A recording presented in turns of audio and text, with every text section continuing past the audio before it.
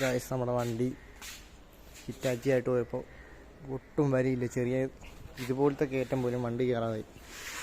അപ്പോൾ തന്നെ നമ്മുടെ മുതലാളി എടുത്ത് പറഞ്ഞ് ഷോറൂമിലിട്ട് കൊണ്ടുവയ്ക്കുക. നമ്മൾ ഷോറൂമിൽ വന്നപ്പോൾ ഉള്ള അവസ്ഥ കാണിച്ചില്ല.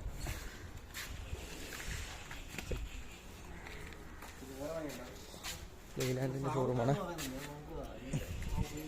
ഡീസലിനകത്ത് വെള്ളം കണ്ട,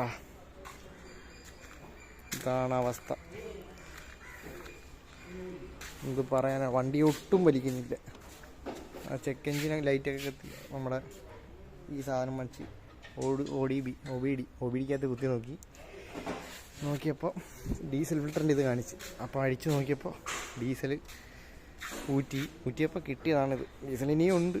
മൊത്തം അഴിച്ചിട്ടിട്ട് പുതിയ ഡീസൽ ഒഴിക്കണം.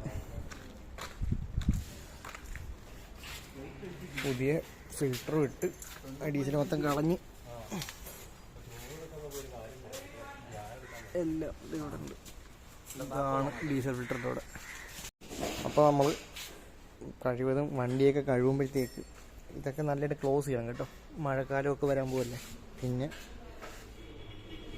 പമ്പുകളിൽ നോക്കണം, ഇടയ്ക്കൊക്കെ ടെസ്റ്റ് ചെയ്താൽ നല്ല. എല്ലാ പമ്പിലും പോയി ഒന്ന് അടിക്കുമ്പോൾ സ്ഥിരമായിട്ടൊരു പമ്പിൽ നിന്ന് അടിക്കുന്നതായിരിക്കും എപ്പോഴും നല്ലത്, നമുക്ക് വിശ്വാസമുള്ളൊരു പമ്പ്.